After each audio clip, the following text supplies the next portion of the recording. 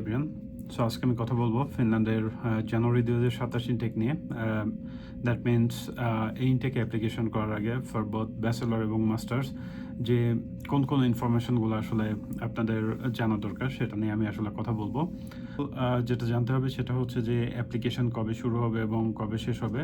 So basically এটা অগাস্টের last উইকে শুরু হবে। দ্যাট মিনস 31 অগাস্টে অ্যাপ্লিকেশন স্টার্ট হবে এবং এটা হচ্ছে আপনার সেপ্টেম্বরের মোস্ট প্রবলি 10 তারিখ পর্যন্ত চলবে।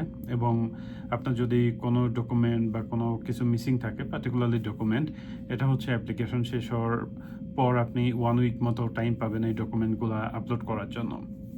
সো এখন আসি যে আসলে কোন কোন ইউনিভার্সিটিতে অ্যাপ্লিকেশন করা যাবে।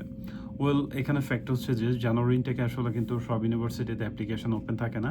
কিছু ইউনিভার্সিটি আছে যারা দেখা যায় হাতে গোনা কয়েকটা প্রোগ্রামের অ্যাপ্লিকেশন রান করতেছে, আবার কিছু ইউনিভার্সিটি আছে এরা একেবারে অ্যাপ্লিকেশন রান করে না। সো আপনাকে আসলে ফাইন্ড আউট করতে হবে যে কোন ইউনিভার্সিটিগুলা কোন কোন প্রোগ্রামগুলো আসলে জানুয়ারি ইনটেকের জন্য অ্যাভেলেবেল। সো এটা বোথ ব্যাচেলার এবং মাস্টার্সের জন্য সেম। ইভেন ব্যাচেলরে যদি অনেক প্রোগ্রাম থাকে, বাট মাস্টার্সে এই সংখ্যাটা আসলে আরও অনেক বেশি কম।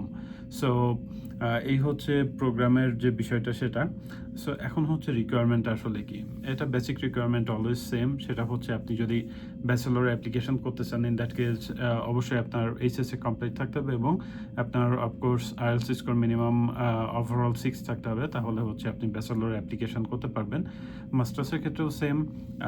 সো আপনি মাস্টার্স অ্যাপ্লিকেশন করতে চাইলে আপনার ব্যাচেলর কমপ্লিট থাকতে হবে এবং আপনার ব্যাচেলর কমপ্লিট করার পর মিনিমাম 2 বছরের জব এক্সপিরিয়েন্স থাকতে হবে। কারণ এক্ষেত্রে এই জানুয়ারি থেকে শুধুমাত্র অ্যাপ্লাইড সায়েন্স ইউনিভার্সিটিগুলোতে অ্যাপ্লিকেশন ওপেন থাকবে, কোনো রিসার্চ ইউনিভার্সিটিতে আসলে অ্যাপ্লিকেশন ওপেন হবে না।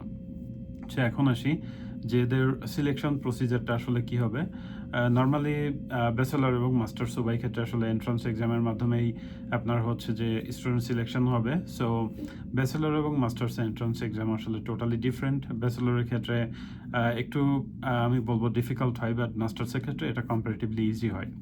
সো এইগুলো হচ্ছে বেসিক ইনফরমেশন। এর পাশাপাশি টিউশন ফি এবং স্কলারশিপের যে বিষয়টা, সো নর্মালি টিউশন ফিটা আসলে আগের থেকে অনেক বেড়ে গেছে। সো এটা দেখা যায় যে আপনার মিনিমাম 8,000 ইউরো এবং এরপরে আসলে আরও বেশি বাড়তে থাকবে। এবং আপনি যদি জানুয়ারি ইনটেকের জন্য আসলে অফার লেটার পান ব্যাচেলর বা মাস্টার্সের ক্ষেত্রে, তখন আপনাকে টিউশন ফি মোটামুটি মিনিমাম 10,000, অ্যারাউন্ড 10,000 ইউরোর কাছাকাছি ধরতে হবে পার ইয়ার। এবং এখানে আসলে স্কলারশিপের অ্যামাউন্টটা অনেক কমে গেছে। সো এটা হতে পারে আপনার 500 ইউরো বা 1000 ইউরো মতো তারা আপনাকে স্কলারশিপ দিতে পারে। বাট এই সব কিছু আসলে ভ্যারি করে যে আপনি কোন ইউনিভার্সিটি থেকে অফার লেটার পাচ্ছেন বা কোথায় আপনি যাইতে চাচ্ছেন। সো এই যে যেটা বললাম এগুলো আসলে সব ওই যে টাইম লাইনটা বা টাইম ফ্রেমটা বললাম এর মধ্যে জয়েন্ট অ্যাপ্লিকেশন। সো এর পাশাপাশি কিছু ইউনিভার্সিটি থাকবে like lab university of applied science, এদের অ্যাপ্লিকেশনটা একটু আগে স্টার্ট হবে। এরপরে মোস্ট প্রবলি এসএএমকে যেটা, এরা হচ্ছে যে সেপারেট অ্যাপ্লিকেশন রান করবে। সো আপনারা ওই জয়েন্ট অ্যাপ্লিকেশনের পাশাপাশি এসব ইউনিভার্সিটিতে সেপারেট অ্যাপ্লিকেশনও করতে পারেন। বাট আমার যতটুকু মনে আছে সেটা হচ্ছে যে lab university of applied science যেটা, ওইখানে আসলে আপনাকে কোনো এন্ট্রান্স এক্সাম দিতে হবে না। ওরা জাস্ট আপনার এইচএসসির রেজাল্ট এবং আইএলটিএস স্কোরের উপর বেস করে স্টুডেন্ট সিলেক্ট করবে। সো ওইখানে IELTS score most probably minimum 6.5 লাগবে। সো বেসিক্যালি এগুলো হচ্ছে জানুয়ারি ইনটেক নিয়ে বেসিক কিছু ইনফরমেশন। হোপফুলি যারা আসলে জানুয়ারি ইনটেকের জন্য প্রিপারেশন নিচ্ছেন বা অ্যাপ্লিকেশন করবেন, ইনফরমেশনগুলো হচ্ছে আপনাদের অবভিয়াসলি কাজে লাগবে।